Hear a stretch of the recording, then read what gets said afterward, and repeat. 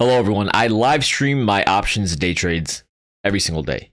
In this video, I'm going to explain in detail all of the trades that I took today. I'm going to give you guys the reasoning of why I entered and exited everything and give you guys my thought process heading into the market. All right, so without further ado, let's get started with the video.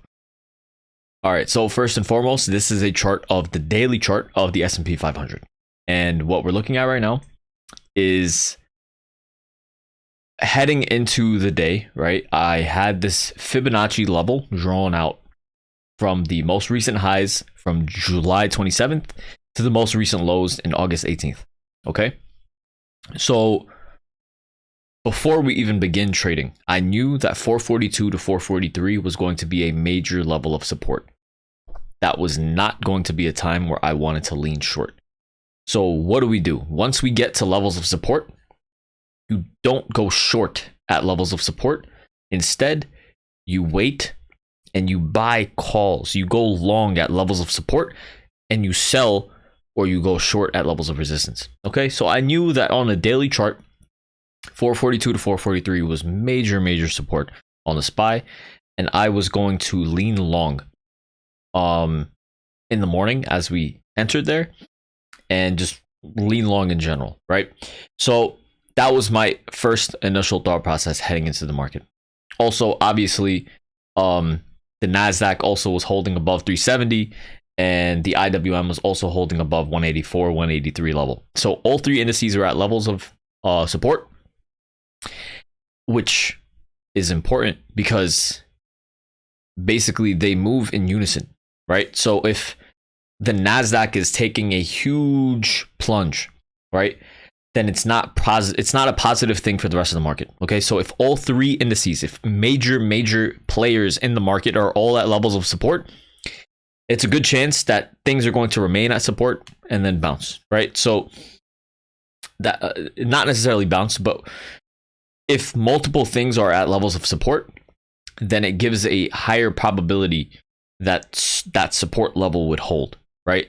So that's how you do that, right? You look at the indices on what is going on for the day. And then the fourth thing is obviously the dollar was also very important. And we also monitor the dollar and the relationship the dollar has to the overall market.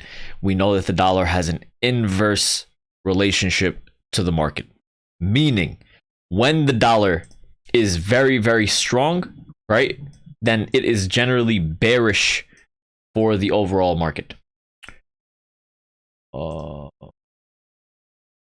Let's change that to, yeah. So it's generally very bearish for the overall market, right? And right now, what we're seeing on the dollar is that it's getting overextended to the upside in terms of the Bollinger Band. So it, in my opinion, it didn't have that much room to go to the upside. And if the dollar, very simply, guys, if the dollar does not have that much room to go to the upside, it means that it's going to fall, right? So if the dollar is going to start showing weakness or fall, then this is bullish for the overall market. Okay, so multiple different reasons, accounting for basically why I wanted to lean bullish, especially at 442, 443. Okay, so now we day trade on a 1 minute time frame. Okay, so let's go ahead and take a look at all of the different times today when I basically entered in. Okay, so the first trade that we entered was in yesterday's. So if you guys remember, in yesterday's YouTube video,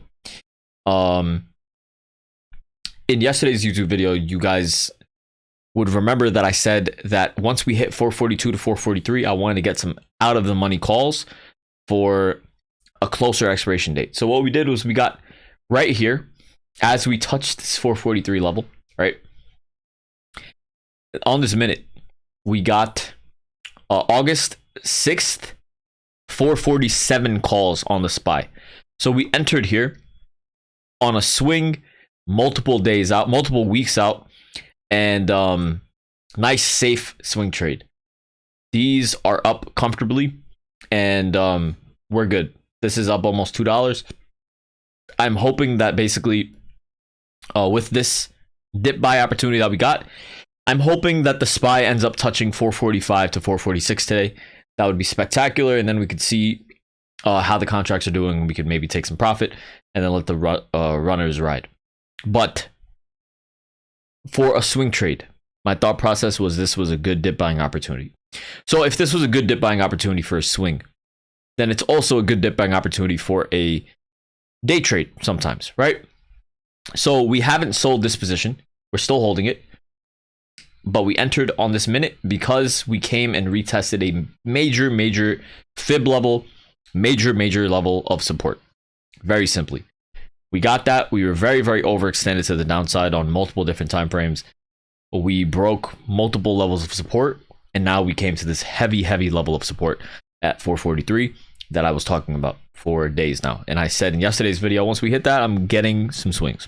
That's what we did, and it's working out perfectly. That's number one. Number two, this is where the day trading fun begins. Okay. So, number two, right here. Okay. So now let's zoom out and look at basically what ended up happening. After going long, right, we had a bit of a pop up, and this entire day's move so far was once again bearish, right? Similar to yesterday's setup, we had a so yesterday's setup, if you guys were watching the video, we gapped down and then we sold off for the rest of the day after, or the early morning afterward. That was a really good dip buying opportunity. What ended up happening is we bounced at major daily support, way stronger. This is way stronger than yesterday's daily support at 447. Okay, so automatically things should be way more bullish down here. So we bounced, failed, painted a really bearish, disgusting candle, came to this very important fib level, and then we went long, right? So now the momentum is bearish, right? Pragmatically speaking, so far for the day after this move, the momentum is bearish, but it's bearish at a level of support. So you can't be extremely bearish at levels of support, period. Okay? So what people would be waiting for is for a pop back up into a level of resistance to go short again. That's what people are waiting for. If the momentum is bearish, that's what you do, right? You don't lean long if the momentum is bearish. You wait for pops upward to go short at better prices, right? That's what you do. So with that being said, right? So we went long. That's perfect. We're just holding on to these swings. We're not thinking about this. So here, we made a new low, right? Prior low, we made a new low. And this was an amazing opportunity to go long. And we bounced. We bounced to a level of prior resistance. And what did we do? We sold off. Okay, we sold off. And this is clearly bearish momentum once again. Clearly bearish momentum. All right. So what I ended up doing was, once again, because I knew that the bearish momentum was not going to sustain itself, because 442, 443, major important level of support, and any sort of weakness that they would show here would just be a bear trap, in my opinion. So what we did here, because I knew that it would be a bear trap and I knew that I wanted to lean long at levels of support, and because the dollar was also overextended, the NASDAQ was at support, the IWM was at support, what we did was we ended up going long on September. We ended up going long on calls expiring in 4 days. Usually for options, we only trade the 0 DTE contracts, meaning the same day expiration, right? So what I did was I got into 0 DTE contracts because I wanted something more comfortable, because I knew, so when I get into something that's not a 0 DTE, I know that there is more risk involved for a move in the opposite direction. So we got into calls right here. right? At 10:16, we got into calls. Oh, sorry, I think it was 10:15. We got into calls. And I knew that it was going to fall a little bit afterward. But in general, the move to the downside was not going to sustain itself. So what I was saying, what I felt, instead of trying to take stabs and try to catch the bottom perfectly on a 0 DTE, I got something 4 days expiring. I got something expiring in 4 days, nice and comfortable. And I was just waiting for a nice pullback. And then I knew that it was going to bounce, basically. So, but immediately, right? Immediately, I knew that this was bearish. This is not a bullish setup. This is really, really bearish. And then also the fact that we fell, obviously we came to this level of support, great. But then we bounced to a major level of resistance and then painted a big red disgusting candle right afterward. That shows that the strength to the upside could not sustain itself, and we were going to make new lows. So this entire time, basically, I was saying we're going to make new lows. I was on live. I was saying that we were going to make new lows during this time. And because the momentum basically shifted, we needed to make a new low.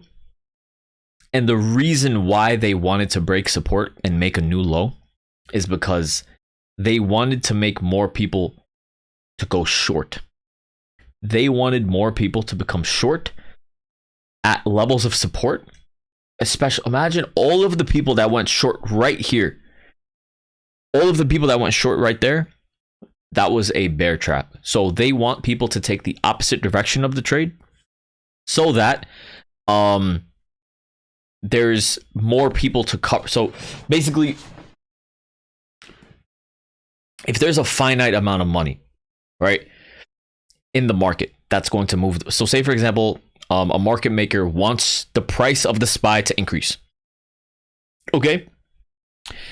And they only have $1 billion of buying power, right?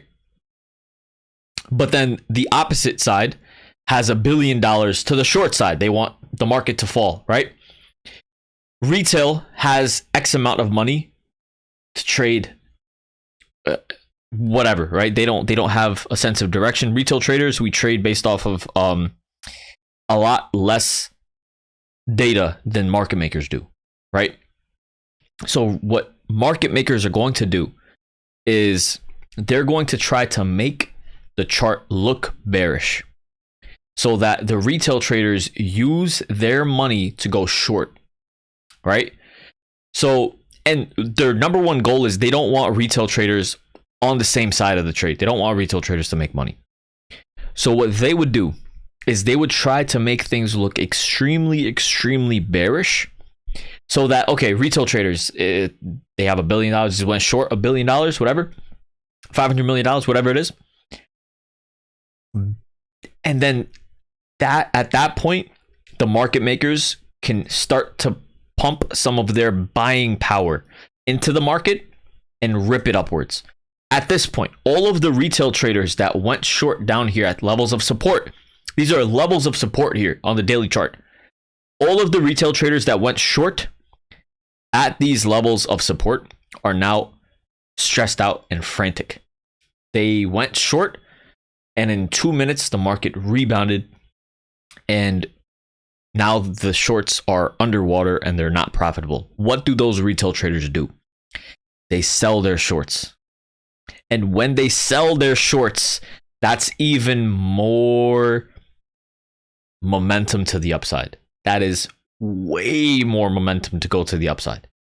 And that helps market makers, because not only do the market makers put their own $1 billion into the market, they also ended up capturing and chopping retail traders out to help fuel the move to the upside. And that's exactly what ended up happening. So while we were holding on to this contract, basically these went up almost 30%. And I sold the entire position at 1043 right here. I sold the entire position up here at 1043. So that was a great trade as well. That worked, right? So then I was looking at my chart here, and 444.80 and 444.76 are major levels of resistance. Okay, so now zooming out pragmatically, we're not holding on to any longs. We sold the longs. Nice profitable trade. We're at levels of support. We were leaning long at 442, 443 levels of support, going long. Now what's going on? Okay, we had multiple, like, huge big green candles moving upwards, slapping straight into a level of resistance. Now, pragmatically, you have to take into consideration that all moves to the upside like this cannot sustain themselves. And especially when they hit head first into a level of resistance, right? So now the SPY had a huge move to the upside. We sold our calls and we're at a level of resistance. So what do? I end up going short. So I end up going short here on this candle, and this ended up working really well also. And this, you know, this also did really well. We ended up getting 20-25% depending on when you sold. So we went short because after this huge abrupt move to the upside, the strength was not going to sustain itself, and we went short at a level of resistance. Nice and simple. Boom, bam, beautiful. So those were the trades that we took for the day. And as an honorable mention, so I was saying that this setup was very bearish, right? On the live, I was saying this setup was bearish. I was saying that I wanted to be really safe and wanted to wait for 444.90 and 445. I was saying that I wanted that level to go short. And once I got off the stream, we bounced to exactly 445 to go short. And after that, we ended up falling again. So yeah, you know, that was just a fun little thing. But yeah, those were the trades that I took. You know, if you guys want me to go a bit more in detail about, say for example, like this trade, like I didn't take it, but if you guys are interested in me going more into detail about trades that like I specifically call out and say that this is what I would do at these levels, and they end up working after the stream, comment down below and let me know if you guys are interested in that as well. I'll go over those. But yeah, so far so good. Our swings are doing well, and I'm going to post another video, of course, after hours once the market closes. I hope you guys enjoyed this video, and definitely guys, please make sure to like the video and subscribe to the channel if you haven't already. All right, love you guys, take care, have a good one.